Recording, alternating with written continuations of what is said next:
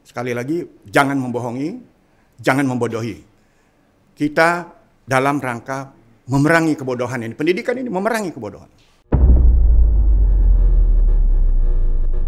Belum memahami itu pendidikan itu sebagai sebuah investasi. Nah, seperti itu. Kita harus sadari bahwa pendidikan ini adalah sebuah politik.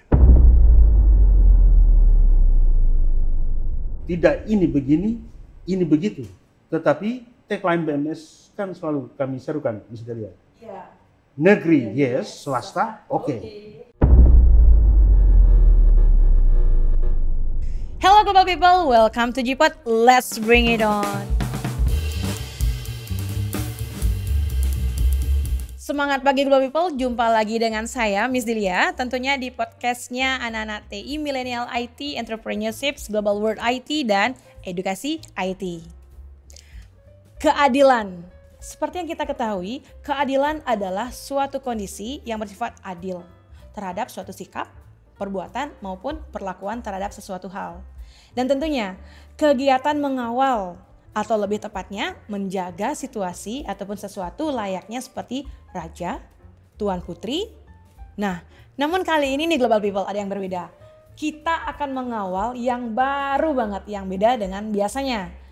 Ayo, apa yang akan kita kawal? Voila, kita akan mengawal PPDB yang berkeadilan tentunya.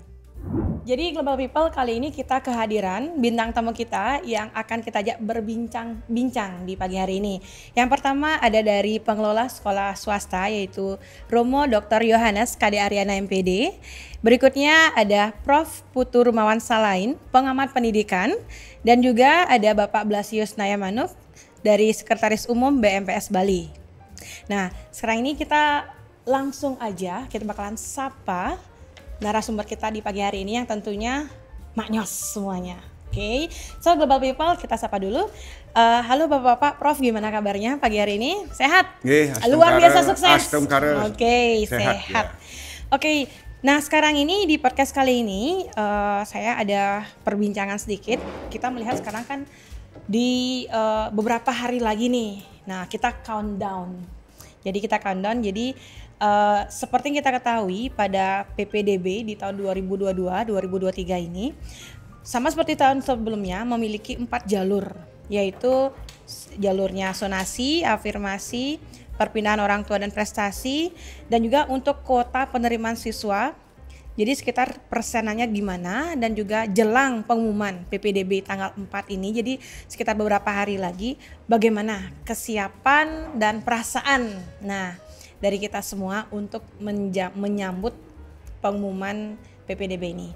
Jadi dan karena pendaftaran siswa baru yang biasanya kita sebut PPDB itu ada yang pendaftarannya mulai website atau lebih keren sekarang kan kita sebut dengan online atau daring. Jadi apakah itu terlihat adil bagi para siswa yang kurang mampu dan tidak ada koneksi internet maupun HP untuk mengatasi itu, bagaimana sih sistemnya itu Pak? Jadi dari Pak Prof terlebih dahulu. Iya, terima kasih selalu untuk kedua kalinya ketemu dengan Delia. Pertanyaannya selalu beranak-anak nih. Beranak-anak ya. Iya. Pertama bagaimana menghadapi ya tadi ya. Jadi paling tidak kita akan menghadapi pengumuman tadi yang akan diterima anak didik kita di sekolah yang katakan diinginkan. Ada ingin, ada butuh gitu ya. Yeah. Pasti butuh dia di pendidikan, tetapi inginnya belum tentu. Artinya dia mungkin pingin sekolah-sekolah yang mungkin banyak dengan teman-temannya, dekat dengan rumah, atau bahkan jangan-jangan juga kepingin jauh dari rumah, saya tidak tahu, jadi macam-macam. Yang jelas yang mengalami hari-hari yang menegangkan ini mungkin bukan anak-anak didik kita. Justru orang tuanya yang mungkin akan merasa terbebani akibat informasi atau pengumuman yang mereka peroleh. Ini juga nanti kita tidak tahu pengumumannya apakah melalui surat kabar gitu ya. Kalau seperti di perguruan tinggi kan diumumkan di media cetak, ataukah mulai juga dengan online, atau mungkin kalau sudah lebih hebat lagi otomatis dijawab mungkin sama-sama sudah di WA mungkin selalu semua sudah punya ini apa namanya nomor WA-nya dan punya alatnya lagi kan. Karena saya rasa sih hampir semua di Kota Denpasar ini memiliki alat komunikasi, itu hanya saja mungkin spek atau teknis kedalaman kemampuan alat medianya ini yang kita tidak ketahui. Itu satu. Jadi saya pikir kecemasan atau kegalauan orang tua ini yang mungkin perlu kita jembatani agar informasi sebelum tanggal 4 ini semestinya harus fair ya, tidak ada yang bocor beritanya. Jadi kalau ada yang bocor mungkin saja adem ayem yang lainnya. Tetapi kalau yang tidak menerima informasi ini akan jika dia menerima bahwa tetangganya sudah menerima dia belum, ini yang menjadi problem nantinya. Sehingga dengan demikian mari kita kawal pengumuman ini sesuai dengan kalau ada juklak dan juknis yang ada. Jadi itu yang pertama. Terus yang kedua tentu tadi ditanyakan kalau tidak salah bagaimana kalau nanti informasi ini diumumkan melalui online gitu ya kalau tidak salah. Ya silahkanlah itu kan sebagai salah satu cara untuk memudahkan komunikasi dan informasi di era disruption ini, makin mengurangi sebenarnya kerumunan atau pergerakan kalau menuju ke smart city. Jadi itu wajib dasarnya. Jadi bahkan kalau saya pribadi, saya berharap suatu saat Kota Denpasar ini dalam waktu depan cepat ini sudah menjadi kota yang dipenuhi dengan fasilitas jaringan internet yang memadai seluruh kota. Jadi tidak harus orang berlangganan di rumah atau di mana-mana atau hanya di public space, tetapi di jalan pun mereka bisa melakukan kegiatan itu karena ini sudah bukan sesuatu yang baru. Kalau saya alami beberapa tahun yang lalu, mungkin 3 tahun yang lalu di Korea Selatan itu sepanjang jalan di bus sudah bisa mendapatkan informasi, tidak ada yang putus. Dan ini adalah masih full akses di mana-mana, Prof. Full akses di mana-mana. Jadi ini adalah tuntutan ke depan. Jadi kalau ini sesuatu yang akan dilakukan oleh Kota Denpasar, kita support. Dan kalau ada yang belum bisa atau belum tidak memiliki alat-alatnya itu, mohon maaf, dengan model kita memiliki komunitas berupa Banjar, bisa dong kita di satu Banjar minta tolong sama teman. Kan kita tidak individualismenya itu diperkental dengan akibat adanya media ini, sosial ini, tetapi media sosial ini mesti juga memperkuat jejaring koneksitas antara antara siswa, orang tua yang membutuhkan melalui komunitas mereka di Banjar paling tidak. Jadi jangan khawatir untuk tidak dapat dan itu pasti juga ada distance harinya setelah pengumuman untuk mendaftar itu sudah ditentukan. Jadi tidak ada yang sampai terlambat nanti hangus begitu, tidak. Jadi ini harus ada keadilan, pemerataan dan ketepatan daripada informasinya. Saya kira itu. Jadi harus tepat dan juga pengawalan juga harus sesuai dengan juknis dan adil ya, Prof. Ya. Gitu, biar tidak ada yang bocor. Jangan ada pembocoran. Biar kayak atap aja bocor bisa ditempel. Karena kita tahu semua ini dibuat oleh manusia.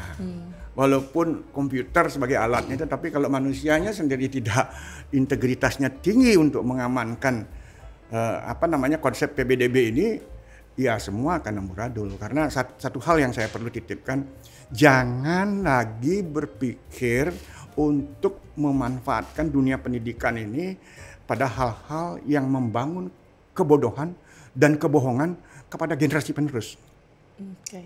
Jadi kalau sekarang misalkan menerima rombel 6, ya 6 lah kali 30 atau 35. Jangan menjadi 12, menjadi 8, menjadi 10 dengan isi 45. Ini bibit-bibit pembohongan kepada generasi milenial.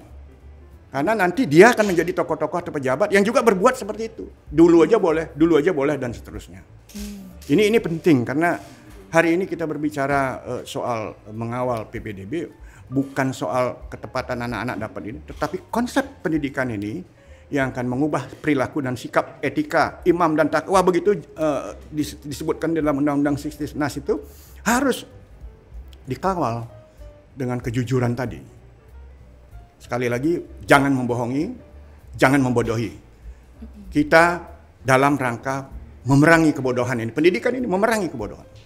Bukannya menambah kebodohan. Jangan lagi diperburuk atau didorong ke arah yang kalau bilang ada lini kiri, kanan kiri kanan di tengah. Ya kita jika jadi ekstrem kanan, tidak jadi kiri, kita lurus tetapi kepada sampai dengan tujuan. Oke, itu sangat tegas sekali, Prof, sangat bagus banget. Sekarang kita akan sambung kepada Pak Blasius terlebih dahulu. Baik. Ya, Pak Blasius tadi menyikapi yang disampaikan oleh Prof Rumawan terkait dengan pembicaraan kita di pagi ini. Bagaimana menurut Bapak? Saya sangat setuju dengan apa yang terakhir Pak Prof katakan. Karena dunia pendidikan itu harus tegas mengenai pendidikan karakter anak. Anak didik kalau diajarkan sesuatu yang salah, nanti kesalahan itu akan dibawa terus ke depannya. Maka apa yang dikatakan Prof, jangan menambah kebodohan ataupun pembodohan terhadap anak didik. Karena masa depan bangsa ini terletak pada anak didik yang sekarang ini. Kalau kita yang sekarang ini tidak memulai memberikan teladan yang baik dalam dunia pendidikan, bagaimana kita mengharapkan ke depan anak didik bisa bersikap jujur atau bersikap benar, adil dalam praktek kehidupannya. Maka saya sangat mendukung apa yang dikatakan Pak Prof. Maka harapan kami di BMPS, Badan Musyawarah Perguruan Swasta, yang mengolah pendidikan mulai dari tingkat TK, PAUD, SD, SMP, SMA, dan SMK ini, pendidikan yang pada jenjang yang sangat vital membawa anak didik pada masa depan ini. Disinilah letak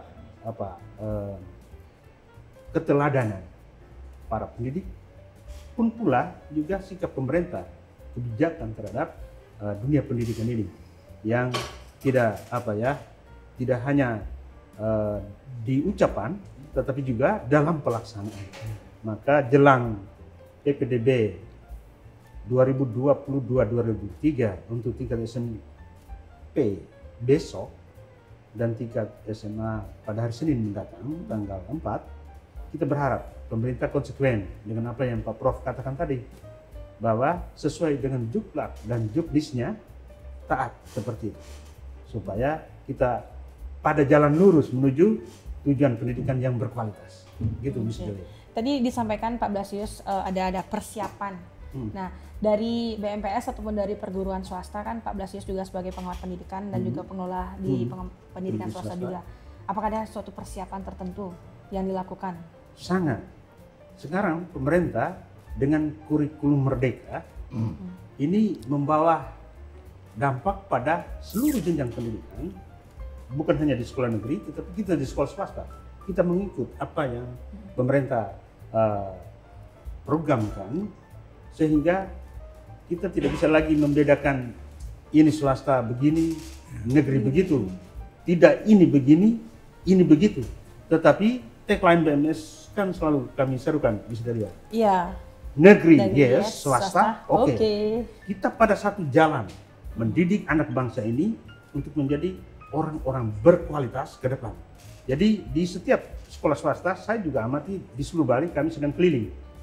Hari tanggal 5 kami akan ke Kelungkung. BMPS Kelungkung akan menyelenggarakan pelantikan pengurus, dan mereka juga siap bersama BMPS di kabupaten kota yang lain mengejar kualitas pendidikan itu.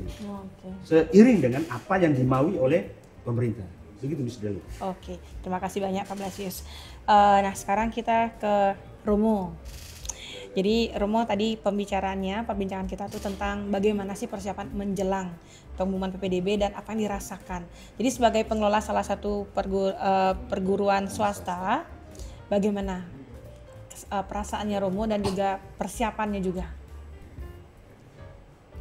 Kami sebagai salah satu perguruan swasta selalu menyiapkan diri ya dari di awal-awal PPDB. Memang tadi sudah dikatakan untuk kali ini, dan sepertinya juga sih sebelum-sebelumnya juga sudah PPDB dilaksanakan, baik itu dengan online ataupun offline atau daring maupun luring. Blessing disguise dengan pandemi ini, menurut hemat saya sih masyarakat peserta didik sudah mulai boleh katakan terbiasa ya dengan sistem daring ataupun online ya.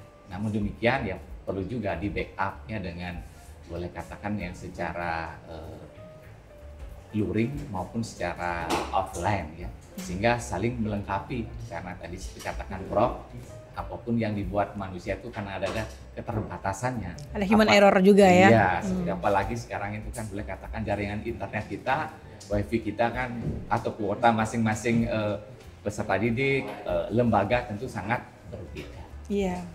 Jadi itu sedikit bagaimana tanggapan saya, tapi ada hikmah dari pandemi ini ya. Jadi semuanya sudah bukan asing lagi dengan sistem online atau daring ya. Berkenaan dengan persiapan kami memang dari jauh hari sebelumnya sebagai sekolah swasta, kami selalu menyiapkan diri. Hemat kami bahwa masing-masing sekolah swasta, khususnya sekolah kami Yayasan Salman Denpasar dengan beberapa sekolahnya diantaranya oleh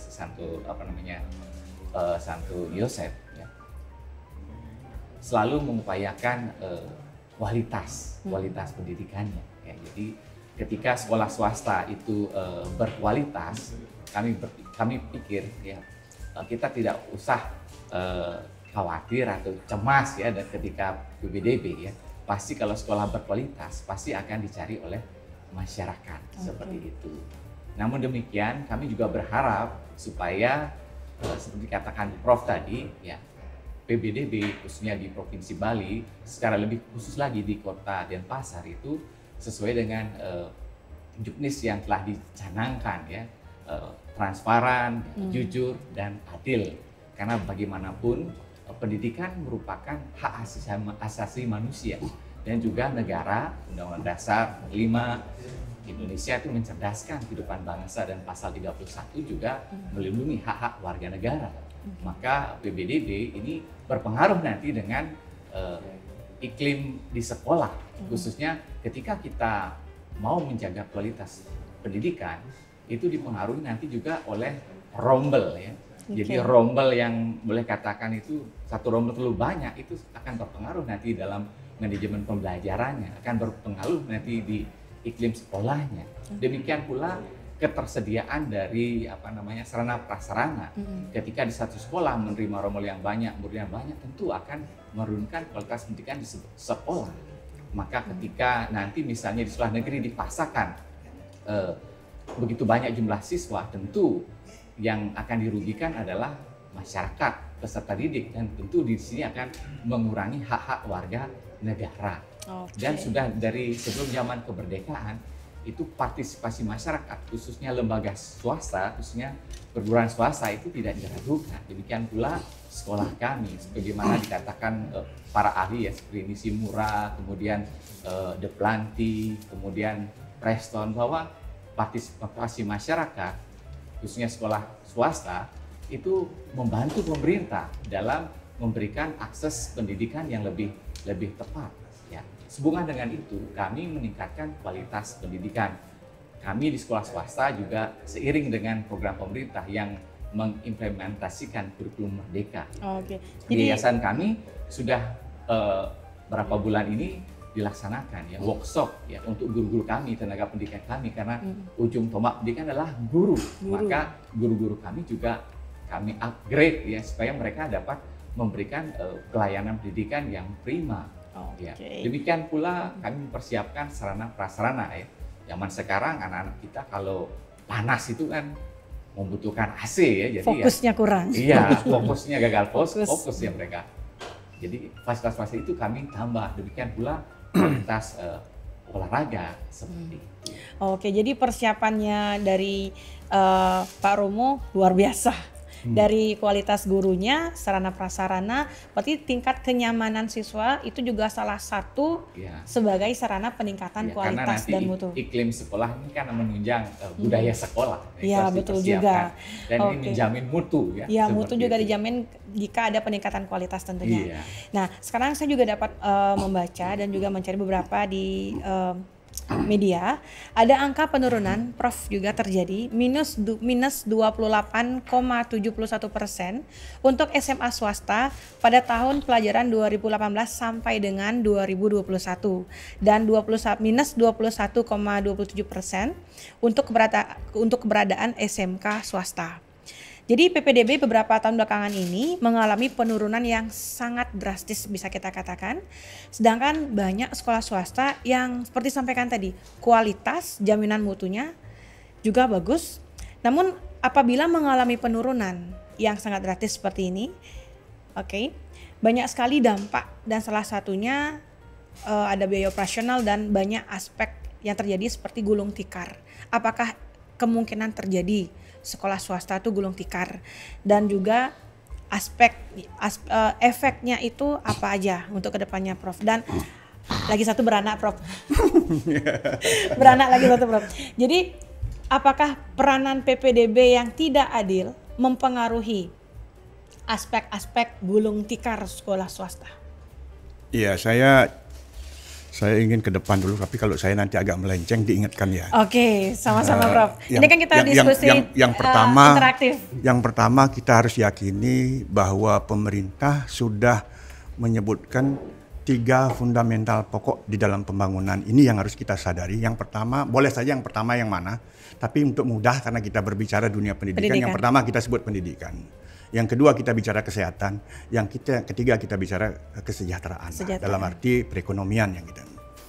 Nah, ketika pendidikan menjadi yang utama, itu berarti kan harus ada jaminan anak-anak sesuai dengan undang-undang itu terjamin kemudahan akses dan pemerataan akses. Jadi ada keadilan. No one behind left, gitu. Artinya tidak ada seseorang pun yang tertinggal. Artinya untuk mendapatkan kesempatan pendidikan. Mungkin Romo tadi bilang hak asasi dalam arti lain. Ini wajib hukumnya. Jadi jangan sampai ada tidak bersekolah. Khusus kita bicarakan untuk Bali dan yang lebih sempit dan pasar. Jadi SDM kita di Bali hanya itu yang bisa kita unggulkan. Kita tidak punya SDA. SDM lah yang harus dilakukan. Nah, oleh karena itu saya yakin pemerintah melalui berbagai programnya itu untuk meningkatkan kualitas. Itu sudah ada namanya standar nasional pendidikan. Ada 8 standar. Tadi beliau bilang nyaman, bolehlah. Ya kan, kurikulumnya, ya kan, lalu guru-gurunya dilatih sesuai dengan persyaratan yang ada, semua sudah diatur. Ada mungkin satu hal yang mungkin perlu ditambahkan di dalam 8 standar itu dengan situasi sekarang adalah soal aman. Ya, aman itu artinya sekolah harus menjadi tempat yang aman bagi anak didiknya. Ini yang saya belum lihat, jadi saya usul di kesempatan ini untuk membicarakan soal aman. Bukan hanya security, mohon maaf. Jadi ada hal-hal yang lain yang perlu saya jelaskan, tapi karena kita singkat, saya hanya memblow up dulu berita itu. Terus kemudian kita harus sadari bahwa pendidikan ini adalah sebuah politik. Bukan hanya politik identitas, bukan hanya politik lalu dari perekonomian, bukan politik dari pemajuan kebudayaan. Sangat mendasar karena kita berbicara ini ribuan pulau, ribuan bahasa, ribuan budaya dalam satu bingkai NKRI. Itulah sebabnya ada kurikulum nasional. Kurikulum nasional ini mesti terjemahan daripada kebutuhan anak bangsa ini dari Sabang sampai Merauke, dari Nias sampai wilayahnya Rote. Dari Rote. Itu Rote sampai Nias. Itu harus terakomodasi tanpa mengurangi kurikulum lokal kesempatannya, kan begitu. Nah, jadi dari demikian adanya artinya bukan main-main. Bukan main-main. Pimpinan sekolah hanya manajer kita anggap. Tetapi guru-guru harus tersertifikasi. Benar nggak guru di sekolah swasta juga harus punya sertifikat? Kalau dia sudah bersertifikat berarti dia punya SIM untuk mengajar. Di negeri ada nggak? Ada, artinya mereka semua punya hak yang sama. Mestinya dengan kurikulum yang sama, sekolah yang kurang lebih sama, itu menghasilkan yang sama.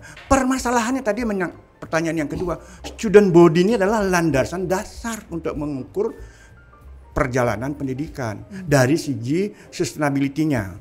Artinya kalau pemerintah dia dibiayai gurunya, gedungnya, segala macam, tinggal mengajukan RAPBS misalkan, ya kan.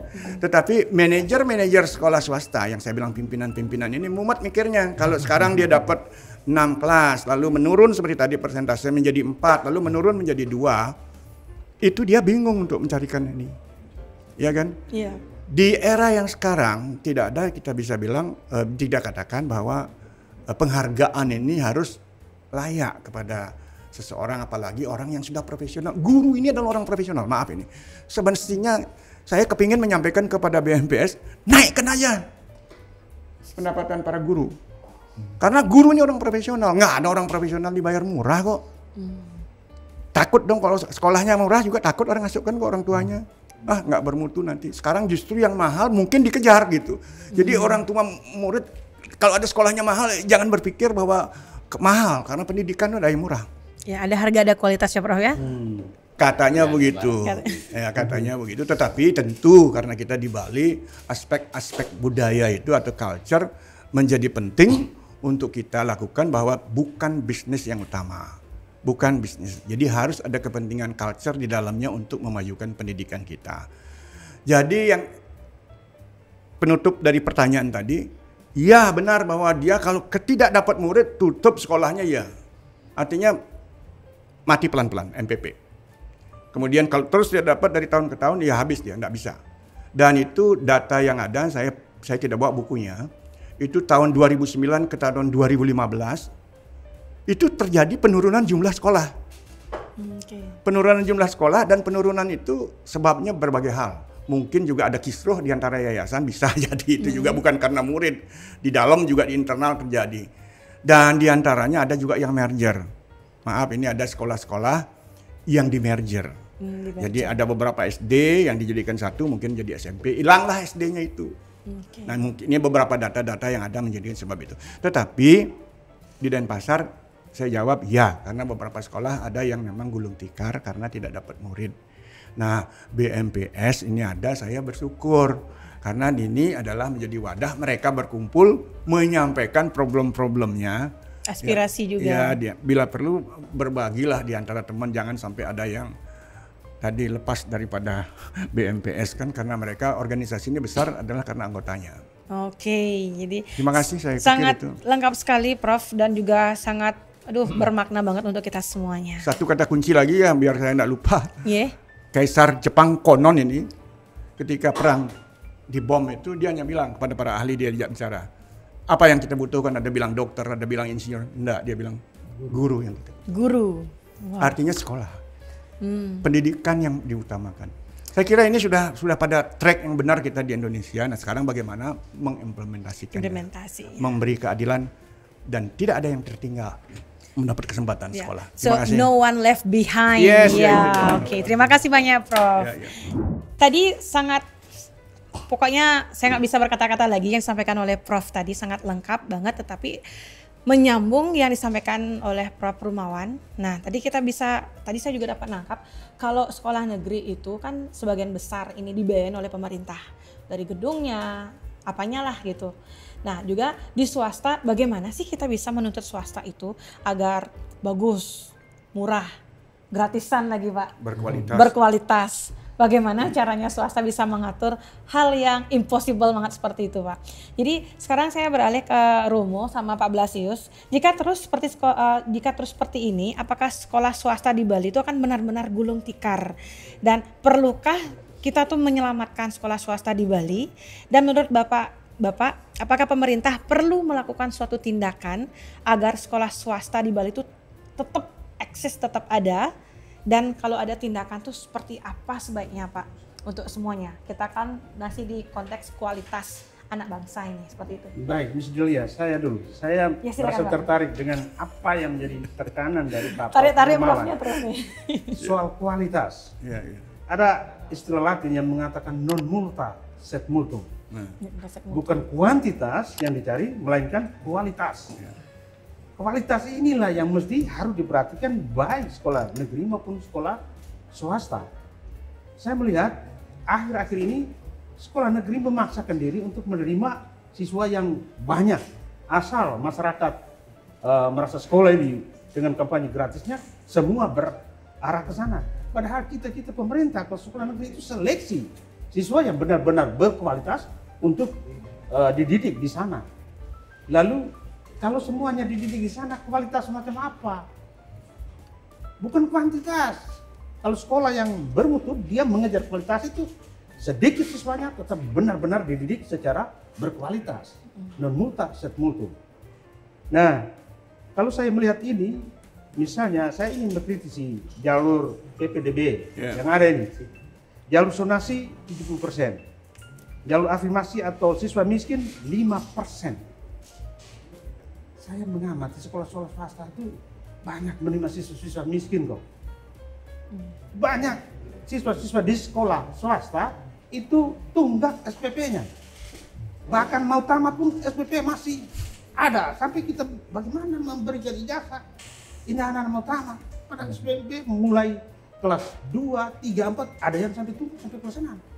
Dan itu dilayani oleh sekolah-sekolah swasta. Nah, kalau pemerintah mau berbaik hati dengan sekolah swasta, beri perhatian, bukan hanya misalnya. Kalau hari ini di media kita membaca ada kebijakan pemerintah Kota Denpasar memberi sumbangan 1 juta untuk uang gedung. Itu per hari ini ya Pak ya? Per hari ini, media hari ini. Oh, media hari ini. Media hari ini mengeluarkan itu. Nah, untuk uang gedung yang hanya 1 tahun 1 kali. Belum menyentuh pada hal yang sebenarnya. Misalnya saya katakan tadi, banyak siswa di sekolah swasta itu nunggak uang sekolahnya. Bukan 1-2 bulan, hampir mau tamat, masih nunggak. Dan di sekolah swasta ada banyak menyimpan ijazah-ijazah siswa yang tamat dan entah kemana. Bertahun-tahun ya? Bertahun-tahun entah kemana. Dan kita sekolah swasta bagaimana bertanggung jawab dengan ijazah-ijazah mereka ini. Ini realita, bukan akal-akal. Realita tentang sekolah swasta terkini. Maka kebijakan pemerintah yang sesuai dengan PPDB ini ada yang mesti perlu dikritisi. Jadi bukan kuantitas, pemerintah juga berebut siswa yang banyak hanya oleh karena desakan oknum tertentu yang mengatasnamakan masyarakat, tetapi bagaimana sama-sama memperjuangkan kualitas itu. Kalau mau berbaik hati dengan sekolah swasta, berilah yang terbaik. Bukan hanya sekedar sebuah permen ketika anak-anak berkelahi memperebutkan manisan, tetapi berilah yang terbaik. Terima kasih. Oke, terima kasih banyak Pak Blasius. Wow, sangat luar biasa. Sekarang dari Romo, bagaimana pendapat Romo terkait yang kita perbincangkan tadi? Menyambung apa yang disampaikan oleh Prof juga Pak. Ya, kita sambung-sambung semuanya menjadi satu. Pemerintah harus menyiapkan ya pendidikan yang berkualitas bagi masyarakat. Ya. Memang kebetulan 2 tahun yang lalu saya membuat riset disertasi saya tentang partisipasi masyarakat di wilayah Bali dan NTB, khususnya untuk perguruan swasta. Nah, juga disinggung bahwa beberapa tahun terakhir ini perguruan swasta itu mengalami penurunan partisipasi masyarakat, partisipasi khususnya dari orang tua. Apalagi kita ketahui sekarang ini dampak pandemi. Ya. Memang kualitas pendidikan mau tidak mau juga harus ditentukan oleh pembiayaan pendidikannya. Yaitu seperti tadi dikatakan tuh ada harga, ada barang yang bermutu juga, seperti itu. Nah, bagaimana mungkin kita juga memaksakan partisipasi masyarakat itu kalau memang masyarakatnya juga belum melek mutu, belum paham akan kualitas. Dalam riset disertasi saya, salah satunya yang saya temukan bahwa masyarakat itu belum memahami itu pendidikan itu sebagai sebuah investasi. Nah, seperti itu. Sehingga apalagi di saat pasca pandemi ini, ketika perguruan swasta berhadapan dengan sekolah negeri yang gratis, itu memang tidak mudah untuk menjaga kualitas pendidikan di sekolah swasta. Dan masyarakat di saat yang sulit seperti ini, di mana mereka boleh katakan makan minum aja mereka setengah mati, bagaimana menyekolahkan anak mereka. Maka ya di samping mereka belum paham kualitas atau pendidikan sebagai investasi, juga kan mereka juga berpikir dari mana mereka memperoleh biaya untuk sekolah anak-anak mereka. Maka tentu di sini boleh katakan sekolah swasta bisa jadi ya ditinggalkan, mereka memprioritaskan mendapatkan sekolah negeri yang gratis ya. Tapi kalau kita sekarang juga melihat pemerintah mau meningkatkan kualitas pendidikan, khususnya dengan Mas Nadiem ini mengupayakan implementasi kurikulum merdeka, itu di mana seperti katakan Prof tadi ya. Jadi kurikulum pemerintah itu harus up to date sesuai dengan budaya, situasi masyarakat setempat. Dan IKM ini, implementasi kurikulum merdeka ini sangat sebenarnya itu menghargai ya kekhasan dari budaya, kemudian juga karakter atau keunikan-keunikan di daerahnya masing-masing. Yang menarik itu kalau kita cermati tentang implementasi kurikulum merdeka adalah ada namanya pembelajaran diferensiasi. Artinya apa? Jadi seorang guru nanti harus paham masing-masing karakter peserta didiknya. Nah, saya bayangkan nanti kalau misalnya sekolah negeri menerima murid sebanyak-banyaknya, bagaimana seorang guru bisa menjaga mutu pembelajaran di kelas dengan murid dengan rombol yang banyak, apalagi memahami karakter siswa yang banyak ini. Nah, ke depan saya khawatir bagaimana kualitas pendidikan di Indonesia. Ya, maka kami selain juga pengelola pendidikan, juga pengamat pendidikan, kalau boleh menyumbangkan pikiran, mungkin salah satu peran dari pemerintah atau harapan kami sebagai perguruan swasta, bantuan pemerintah juga boleh katakan memperhatikan ya sekolah-sekolah swasta. Mereka adanya sudah sebelum kemerdekaan dan juga sudah terbukti mencerdaskan bangsa. Taruhlah seperti sekolah kami, walaupun sekolah Katolik, tetapi yang sekolah kami itu jauh lebih banyak itu anak-anak non-Katolik. Di Bali banyak masyarakat dari agama Hindu. Di Lombok masyarakat yang Muslim, dan sekolah kami itu sekolah swasta itu mencetak apa? Anak-anak Indonesia mau memiliki karakter Indonesia, itu yang kami kedepankan khususnya dalam kurikulum. Maka kami mengikuti kurikulum merdeka ini karena boleh katakan memberikan ruang bagi kekhasan dari masing-masing sekolah, masing-masing daerah. Ketika kami juga dalam mengimplementasikan kurikulum merdeka, kami juga boleh katakan menekankan brand dari sekolah kami, yaitu memperjuangkan karakter anak yang jujur, disiplin, terampil, dan mandiri. Harapan kami bahwa sesuai dengan kurikulum yang mau dicanangkan supaya pendidikan kita berkualitas, hendaknya ya boleh katakan PBDB ini diselenggarakan secara boleh katakan sesuai dengan juknisnya ya, jujur, adil, dan transparan. Dan pemerintah khususnya di Kota Denpasar, harapan kami itu karena boleh katakan perhatiannya yang besar untuk sekolah swasta, jadi supaya nanti juga sekolah swasta juga mendapat perhatian atau diperhatikan atau dipilih oleh masyarakat, itu PBDB itu dilaksanakan satu putaran. Harapan kami ya sungguh seperti itu, sehingga nanti sekolah swasta diberikan ruang, jadi mendapat perhatian atau diminati juga oleh masyarakat. Hal lain lagi ya tadi sudah dikatakan oleh Pak Blas tadi, selain bantuan ya 1 juta untuk uang gedung, juga mungkin hal-hal lain juga diperhatikan untuk sekolah swasta. Mungkin ini beberapa hal yang mungkin harapan kami supaya juga kami bisa terus mengabdi bangsa ini dan berkarya. Ya berkarya di bidang pendidikan. Silakan Prof. Ya, sehubungan dengan pertanyaan Miss Delia tadi, saya menyatakan bahwa akan ada kemungkinan bagi sekolah-sekolah swasta yang tidak mendapatkan murid, tidak dapat siswa, karena saya sudah menyatakan bahwa student body itu kan siswa. Jadi kalau tidak ada siswanya ya berarti tidak ada murid.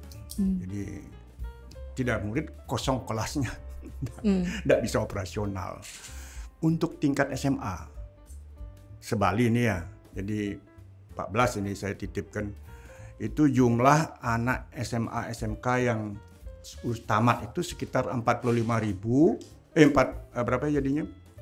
45.721 Pak. Sedangkan kita punya daya tampung baik negeri maupun swasta itu 66.617 Pak. Nah kalau begitu adanya berarti ada tersisa 20.896 siswa yang akan mencari sekolah. Nah ketika kita lihat dengan jumlah yang ada di daya tampung di swasta yang 41.833, saya kurangi dengan 20.896, berarti ada 20.937 yang akan mendapatkan jatah itu, Pak. Jadi berarti akan ada hampir 50% tidak dapat sekolah. Tidak dapat sekolah, maksudnya tidak ada murid di sekolah, ya betul. Begitu analisis angka ini, mohon maaf kalau salah.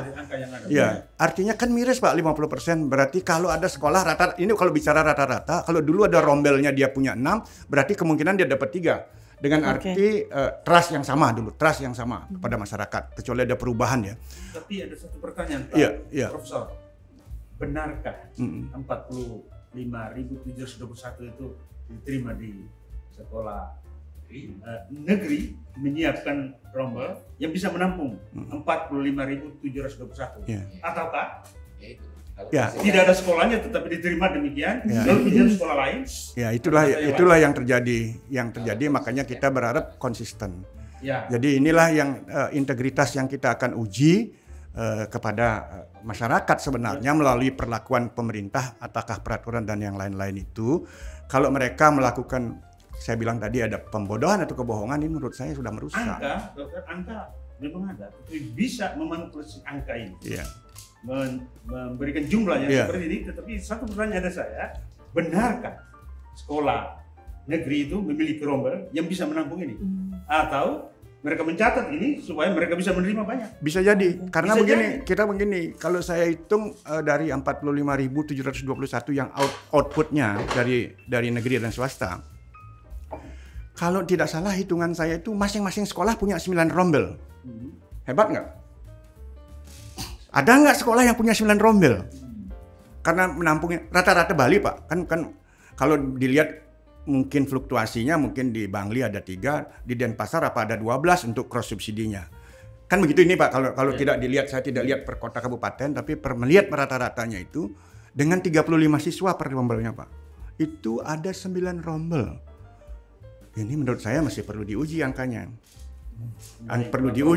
Jadi angka ini saya resmi dapat, ini artinya dari sumber yang saya peroleh. Tetapi interpretasi data sebagai sebuah riset ini kan perlu dikaji. Baik, kita akan diskusikan angka ini pada dan angka ini apabila benar berarti ada 50% tidak akan dapat siswa. Itu yang kita khawatirkan, Pak.